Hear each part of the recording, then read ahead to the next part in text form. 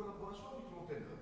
J'aurais aimé à l'époque que cet entraîneur qui est en place, aujourd'hui présent avec nous, fasse une intervention et dire, soit il est d'accord avec cet effectif, donc finalement, réellement, il a été sollicité, soit il apporte un démenti et dire que non, moi je ne suis pas d'accord avec cet effectif. Quoi, je vous répondre Oui, un ministre, ça ferme sa gueule ou ça démissionne. C'est-à-dire que quand vous êtes dans quelque chose, quand vous acceptez de venir travailler avec les gens, vous n'allez pas d'entrée les démolir. J'ai essayé de travailler sur l'effectif. On a fait un constat d'effectif dès le début de saison. Dès la première semaine, on savait où on en était de l'effectif. Mais est-ce qu'aujourd'hui, moi, dans les je vous repose la question aujourd'hui, est-ce que vous aviez été sollicité ou non? Non, on m'a dit voilà, il y a l'effectif, il y a ça, on a recruté celui-là. Moi, j'ai parlé d'autres joueurs, j'ai dit attendez, il y a celui-là sur le marché, il y a tel joueur, ça serait pas mal de le regarder, ça serait pas mal d'aller regarder tel joueur qui pourrait nous renforcer au bout de 8 jours, parce qu'on connaissait déjà nos déficits au bout de 8 jours. Et le problème, on va en parler un peu, mais on va parler après, mais je réponds juste sur cette question-là. Moi, j'ai contribué à recruter un joueur, le dernier qui a été recruté, en disant c'est pas mal, et comme il était dans les prix raisonnables, et d'ailleurs il a plutôt joué, et vous le connaissiez d'ailleurs d'avant, puisqu'il était passé à la JSMB, et que j'avais eu l'occasion de l'avoir avant, bon, on avait un déficit dans la zone de milieu, donc je dis, voilà, vous pourriez faire ça. Au bout du bout, parce qu'il y a eu d'autres choses, on a fini par dire oui, peut-être. Mais tous les autres joueurs qui ont été proposés, qui étaient des vrais joueurs de première division, parce que la particularité de notre recrutement, c'est d'avoir recruté soit des joueurs de D2, soit des joueurs de D1 qui n'étaient pas titulaires dans leur club. C'est ça le pari qu'on a tenté dès le départ. Alors quand on a regardé ce qu'il n'y avait pas, bon, parce que vous ne pouvez pas toujours... en France, j'ai fait tout ça. J'étais entraîneur, manager général, porteur de projet dans mes clubs. Le boss. Il y avait un problème de recrutement, je prenais ça dans la gueule et je l'assumais totalement. Ici, si vous savez, vous regardez la façon dont ça se passait, dans des intersaisons, vous connaissez, c'est pareil dans tous les clubs, c'est pas spécifique au MOB. Il y a toujours une folie de mercato, c'est-à-dire tout le monde participe, tout le monde donne des avis là-dessus, tout le monde essaie de placer des joueurs, de faire ça ou ça, c'est compliqué. Bon, et là, il y a eu une direction particulière qui a été prise par certaines personnes au club qui ont bloqué complètement cette situation d'effectif. Après, soit je le fais et je dis je vais relever le défi, parce que je suis assez con pour essayer de penser que je peux quand même y arriver et arriver à relever le défi et à faire quelque chose. Donc on a travaillé avec cet effectif, on fait un début de saison, on gagne un MEDEA, on fait une semaine après, on fait un nul contre la JSK, on sort un nul à Oran, on bat Constantine. La vie est belle. Bon, après, on a eu 5 joueurs, soit suspendus, soit blessés. Ça nous a posé problème contre le NED ou contre Saoura après. Et on a sorti un nul à Borges. Donc, on était en route quoi, avec cet effectif-là. Mais on savait très bien que c'était un effectif de quelques mois. Il fallait essayer de sortir un ou deux jeunes. On avait à Wally, on avait quelques gamins qu'on faisait bosser un peu pour qu'ils puissent avancer. Et on savait qu'il fallait faire une grosse correction pour le mercato d'hiver, pour éviter d'être dans la misère et éviter d'être dans la difficulté. Mais les joueurs recrutés, ils ont été pris. Quand je suis arrivé, ils étaient là. Après, c'est un alibi qu'on se donne. On dit, bah, le coach, d'accord.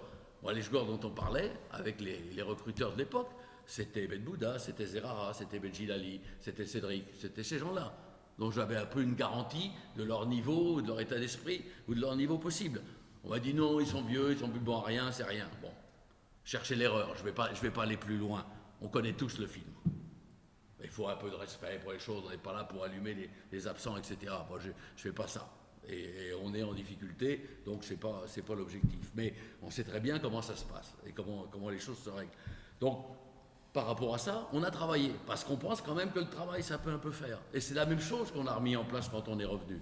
C'est-à-dire que le pari, c'était un pari de dire peut-être qu'à la dernière journée, on va y arriver. Et on va arriver à sortir d'affaires. Et ça a été un parcours au sportif, au boulot, c'est-à-dire au boulot sportif, au travail de terrain. On nous a rien donné. Depuis Béchard, depuis le nul à Saoura, et après on jouait que tous les 15 jours, enfin il y avait des coupures, etc. Tout ça, ça s'est fait à la loyale, avec des vrais matchs, où il fallait aller gagner des vrais points. Et c'est vrai que la cassure, peut-être le match en trop, on aurait pu peut-être faire un peu mieux, mais on n'avait plus d'effectifs, c'était le match du NED, où ils n'étaient pas en pression, ni de haut, ni de bas, mais on n'avait plus d'effectifs. Le matin du match, il n'y a pas Kadri, il n'y a pas Touré, il n'y a pas nos quelques joueurs qui pouvaient un peu attaquer étaient out.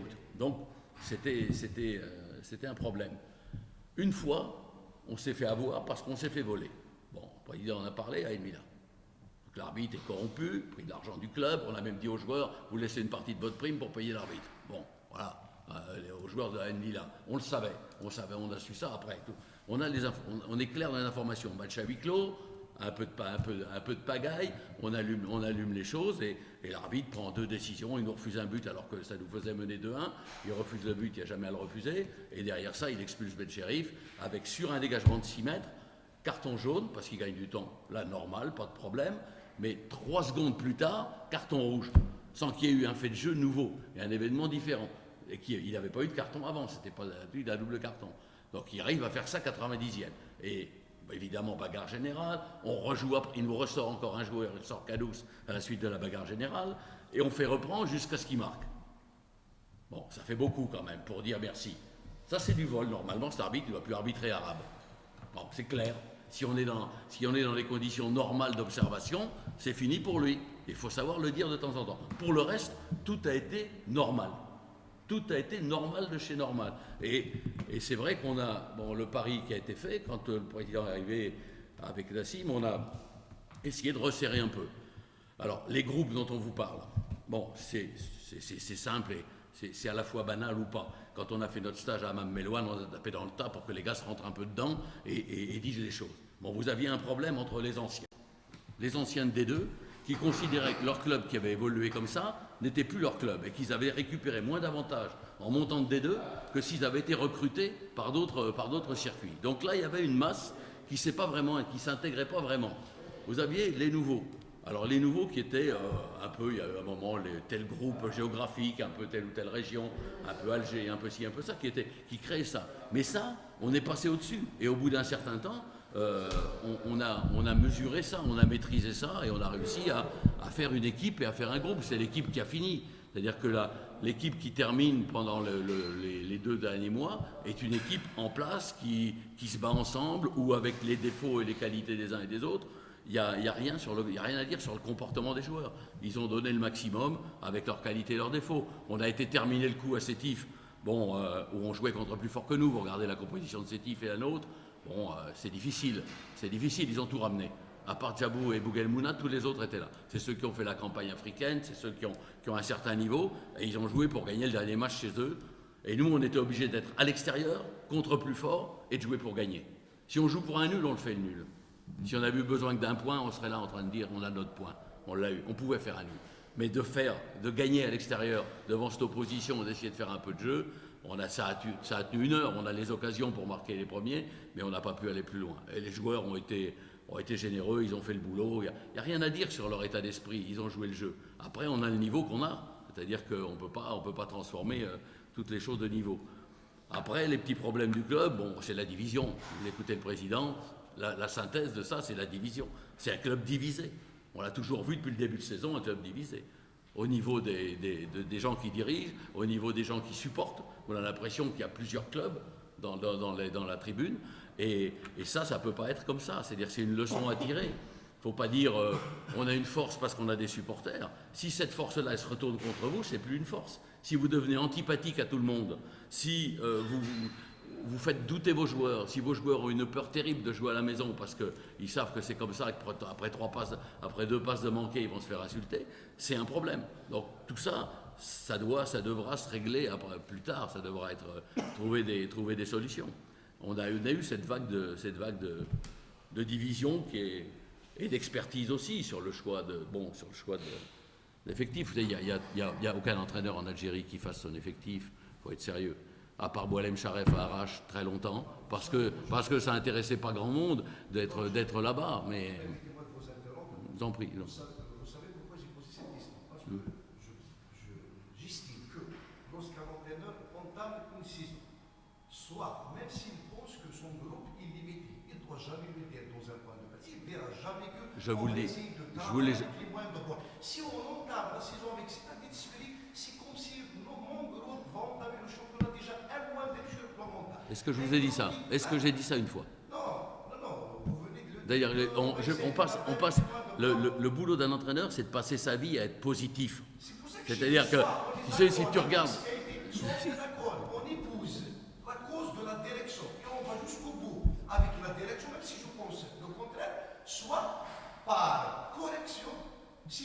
je mesure que le risque est beaucoup plus négatif que positif. C'est-à-dire, je dis que moi, je ne prends pas cette équipe. Parce que c'est moi, chacun. Ah, mais vous avez toujours l'impression que le travail que vous allez faire, qu'une certaine façon de faire, permet de corriger. Il ne faut pas non plus enfoncer plus le truc. Disons que les joueurs se ressemblent beaucoup. Le problème du foot algérien. Vous avez vu notre championnat là? Vous l'avez bien regardé? Vous avez bien regardé le problème? L'USMA est champion en étant dernière des matchs retour. Dernière sur les matchs retour. Ouais, mais avec le dernier match gagné. Et vous savez comment? Bon alors, hein, ils étaient derniers avant le dernier match. Et ils allaient être champions. Il y a quand même un problème. Et la JSK est loin de faire aussi une très grande deuxième moitié de saison. C'était pareil. Après une très belle première moitié, la deuxième était moins de... Pourquoi? Ça veut dire qu'en fait, vous avez des valeurs qui se resserrent de plus en plus. Ce qui crée un flou artistique entre tout ça, et les valeurs ne se justifient pas. Peut-être qu'il faut réfléchir là-dessus. Peut-être que ça met en cause les clubs, leur pérennité, les gens qui constamment devraient tirer ces clubs vers le haut, pas rester sur des arrangements entre amis et des trucs bricolés, mais toujours regarder l'excellence et le développement des qualités des joueurs. Vous avez des joueurs qui sont bons pendant une demi-saison et qui après jouent plus. Il y a un problème. Ou le contraire, ceux qui ne jouent pas au début puis qui jouent après. Il y a quand même là un petit problème de management global à se poser. Et ces joueurs, les niveaux, il y a des moments où les mêmes joueurs, nous on les a motivés comme ça, nos joueurs, sur la fin de saison. Et attendez, on vous a pris pour des billes pendant toute l'année.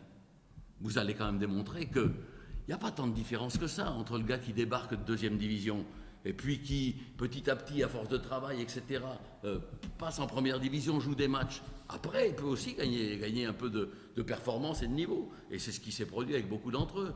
Et c'est pour ça qu'ils étaient supportables, parce qu'ils ont quand même accepté du travail régulier, on les a mis au boulot, on les a fait travailler ensemble, et où ils ont fait des efforts. Il n'y a rien à dire sur les efforts. Il y avait à dire sur le talent de départ. Et c'est vrai qu'on n'avait pas de grands joueurs bonus, de leaders, de grands capitaines. Et vous pourriez me poser la question, pourquoi il n'y a pas un Kabyle quand même dans l'équipe? Ah oui. Ouais, à part les jeunes, les Tebriches, etc., Awali et autres. Les autres, il n'y a pas des gars du coin, il n'y a pas des gars des régionaux. C'est quand même, quand tu fais un équilibre d'équipe, tu tiens compte de ça aussi dans le recrutement. Tu tiens compte d'équilibre humain entre des gens qui ont un peu de racines, un peu de valeur. On serait resté en première division, je t'aurais dit, le premier joueur qu'on doit mettre le paquet pour essayer de le faire venir ici, c'est mes baracos. C'est ça aurait été une forme de dire, si tu es en D1, là tu as un vrai recrutement d'avenir, il a 29 ans, de dire tu as un projet avec le club compte sur toi. Ça, c'est des choses comme ça qu'il faut mettre. Bon, jamais personne ne s'est posé ces questions-là sur le recrutement de début de saison, hein. D'être clair. Mais je ne suis pas là non plus pour casser les gens et pour démolir parce qu'on a perdu. Donc, tout le monde a perdu, c'est le club, c'est pas. Voilà, il faut prendre les gens comme ils sont. T'es obligé de faire ça. Tu sais très bien que les entraîneurs arrivent après le recrutement. Les entraîneurs arrivent après le recrutement dans les clubs. Tout le monde le fait exprès. Quand on dit sur le technique, quand on dit le Mobiton Ligue 2, on se demande toujours qui est monté le nom, c'est Alain Michel. Malheureusement, vous récoltez presque la plus grande partie de cyclo-cyclos. Je regarde le nombre de points que j'ai pris avant de partir, et puis le nombre de points qu'on a pris après, point final. Et c'est pas je veux même pas vous le dire ça. Enfin, vous le mettez pas, parce que c'est pas, j'ai pas. Ça fait 10 ans que j'étais un coup en Algérie. J'ai 70 balais, ça fait 40 ans que j'entraîne. Si j'étais une bille, comme dirait Giroud, il est vieux pilote, bon pilote. Ça veut dire que tu n'as pas fait tomber l'avion et que tu es encore vivant. Bon, ça veut dire ce que ça veut dire.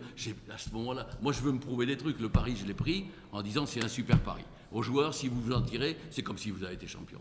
Et ils ont joué ce coup-là. Simplement, quand on est arrivé à Sétif,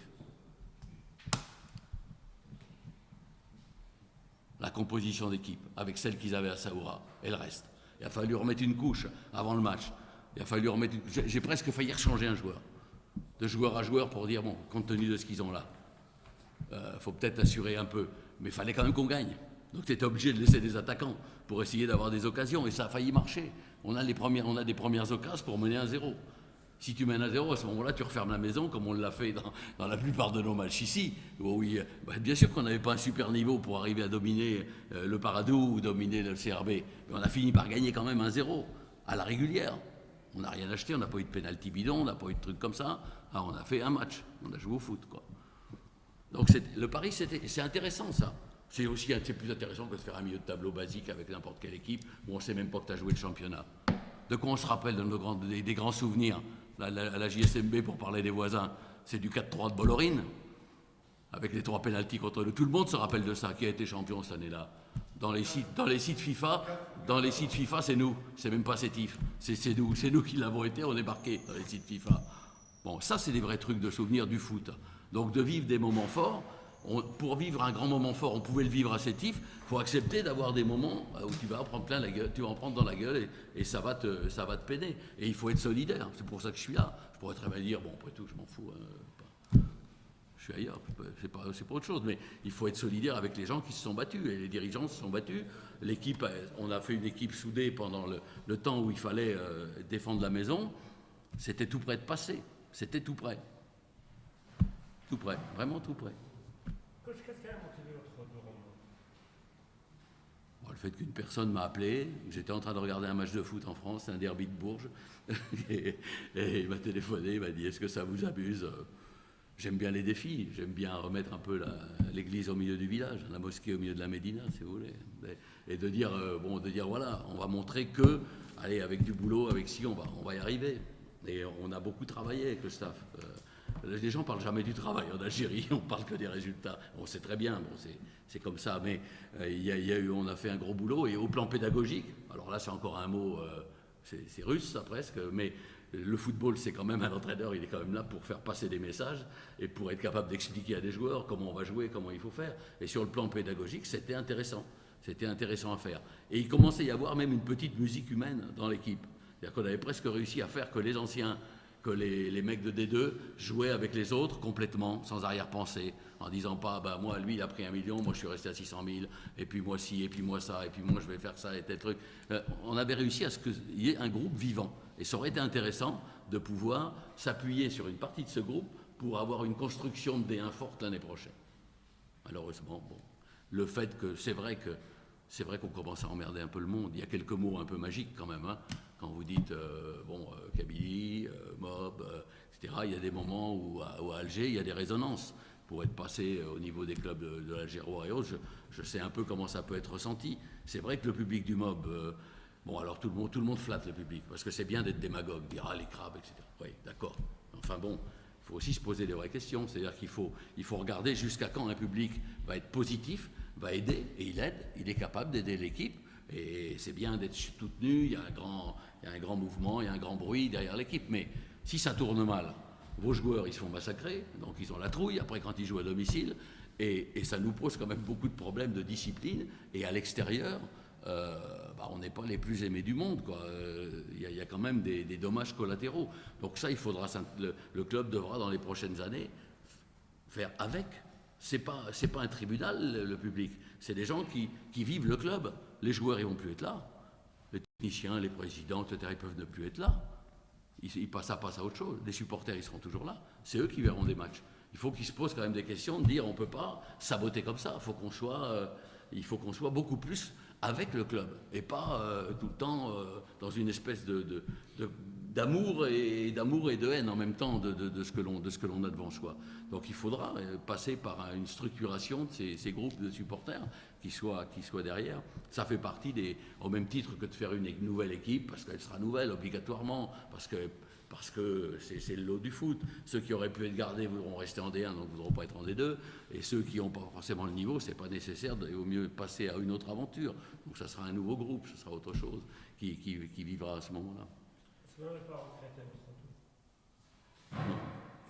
Non, sincèrement, je regrette pas parce que je regrette pas parce que jamais les choses, parce que d'abord dans la vie, quand tu fais un truc, faut t'impliquer complètement. Depuis un bon moment, là, on fait foot, refoot et que foot. Ça fait 2 mois que je suis pas rentré à la maison. Ça fait plein de choses que tu laisses, mais tu as des dommages collatéraux et tu es au téléphone ou sur Skype, etc.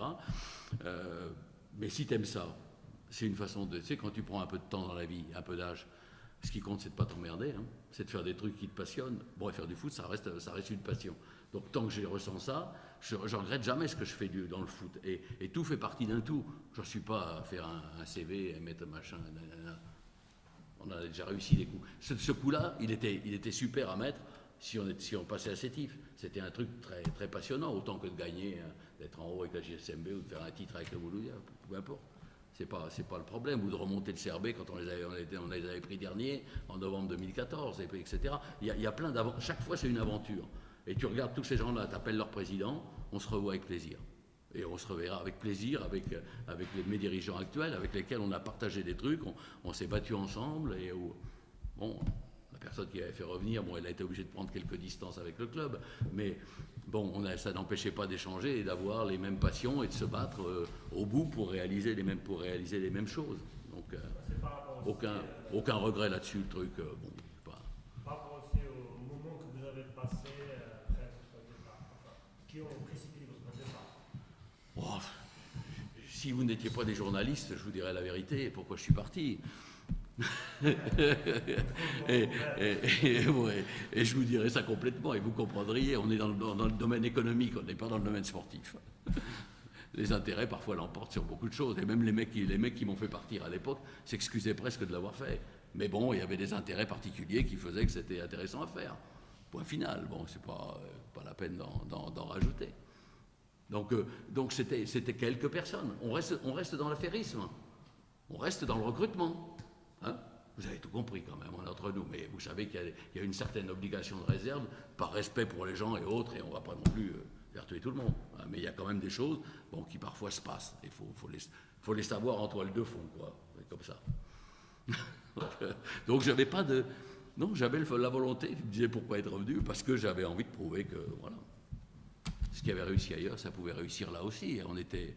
Même si c'était compliqué, parce que c'est vrai que quand tu as lâché les matchs à la maison, comme quand tu as perdu les rivaux de classement, là, quand on était au classement à regarder qui serait à 36 points et tout le monde, bah oui, bah, quand tu t'es loupé, on avait Touchnet et Média, on était dans le coup, mais on n'avait pas le MCO, on n'avait pas le net, on n'avait pas il m'en manque un, mais peu importe, le Kaba ou Aïnila. Bon, là-dessus, tu n'étais pas positif en goal average particulier. Donc, il y avait quand même eu du mal de fait, si tu veux, dans la période où on ne gagne pas à domicile contre le MCO. Au retour, on ne gagne pas contre le Kaba, on ne gagne pas contre Ain Milan. Bon,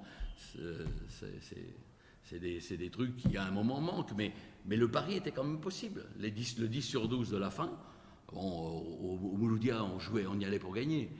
Vous avez vu le début de match, on s'était organisé pour gagner. Quand on a vu que c'était compliqué de gagner, parce qu'ils avaient quand même un milieu de terrain, ils avaient une composition d'équipe contre nous qui était costaud, et Dieng Amada au milieu, c'est quand même pas évident de passer autour. Donc il y a une masse athlétique importante. Donc après, on s'est dit, on assure le coup. En regardant un peu les résultats des uns et des autres, on assure le coup. Bon, malheureusement, il y a eu quelques résultats dans le bas de tableau qui ont été un peu hors normes. C'est-à-dire Paradou, Belabès et MCO et MCO, qui sont des résultats un peu contre nature par rapport à la valeur globale basique des équipes. Après, le reste, c'est du sport, c'est du foot, rien ne se fait. Donc il y a quelques petits trucs. Bon, on n'a pas pu tout maîtriser, mais on était dans notre affaire. Le président était à la causerie d'avant le match de Sétif, il l'a écouté. Bon, dans le projet qu'on avait, c'était d'aller au bout, c'est pas d'arriver là comme des moutons à l'abattoir. Hein. L'équipe était prête et c'était une équipe qui était tout à fait respectable. C'est-à-dire tout ce que vous aviez pu écrire à un moment, les fracasser, les limites. Bon, c'est sûr qu'on n'a pas ci, on n'a pas ça. On peut faire un catalogue en disant tout ce qu'on n'a pas. Mais il y a aussi quelques trucs qu'on a et qu'on était capable d'avoir et qu'on avait démontré. Donc ça permettait d'aller au bout de ces 95 minutes de match et d'essayer d'inverser la tendance. On a été battu parce que bon, les influences qu'il y a eu sur Sétif étaient beaucoup plus fortes que notre sort, que notre petit sort de s'en tirer. Vous êtes prêt à continuer? Ça c'est autre chose. Pour des raisons, non pas pour des raisons sportives ou privées, mais pour des raisons privées essentiellement. C'est pour des raisons. Une saison, c'est une bataille, c'est d'y passer du temps. Bon, il faut un peu de coupure quand même dans la vie. Vous n'avez pas, il y a des dommages collatéraux quand on est football et bon, j'ai certaines obligations dans un temps approché à la maison où il faut que je sois un peu là. Après on verra. On restera de toute façon. On a toujours été en contact avec les dirigeants, on restera en contact et l'avenir, c'est pas le sujet, c'est pas un sujet de maintenant, c'est pas pour taper en touche, mais sincèrement, je j'ai même pas d'idée là-dessus, c'est pas pour dire tiens, je vais me mettre sur le marché, je vais dire je suis libre, c'est des conneries tout ça, pas à mon âge, À mon âge, souvent on a un coup de cœur, on dit j'ai envie de faire ça, et je le fais. Et puis tu le fais le temps qu'il y a avec les gens. Ce qui compte, c'est quand tu les regardes après à la fin, de pouvoir se regarder ensemble. Et c'est pareil d'ailleurs avec une équipe, avec nos joueurs. On avait fait une mise en place de chaises pour notre dernière causerie, qui était tout à fait typique, où on pouvait se regarder dans les yeux. Et chacun pouvait à la fin dire, voilà, toi tu as fait le boulot, toi tu as été bien, toi tu n'as été pas... On peut voir ça. C'est ça qui est important dans la vie, c'est pas... Si je posais cette Non, question ça c'est... par rapport à ce qu'elle a déclaré tout à l'heure le président, parce qu'elle avait dit qu'on va attendre le bilan technique. Non, mais le bilan technique de dire... Moi, j'avais fait un bilan, il est là d'ailleurs, il est dans un bureau à côté. Mais avec ça et en même temps des réflexions sur des constructions de clubs, parce que c'est aussi un de mes autres boulots d'être manager général de certains clubs, donc sur la façon de s'y prendre. Mais c'est des avis comme ça, d'amis, c'est pas autre chose. Et quant au niveau des joueurs, moi j'avais fait ça sur de la D1. Sur de la D2, ce que je dis n'a plus de signification. C'est plus pareil. Sur de la D1, j'aurais pu te dire, voilà, on a ça, qui n'a pas trop mal fonctionné, il y a tel poste, il y a ça, il y a ça. Rien que pour rendre hommage, ce qui n'a pas été fait l'an passé.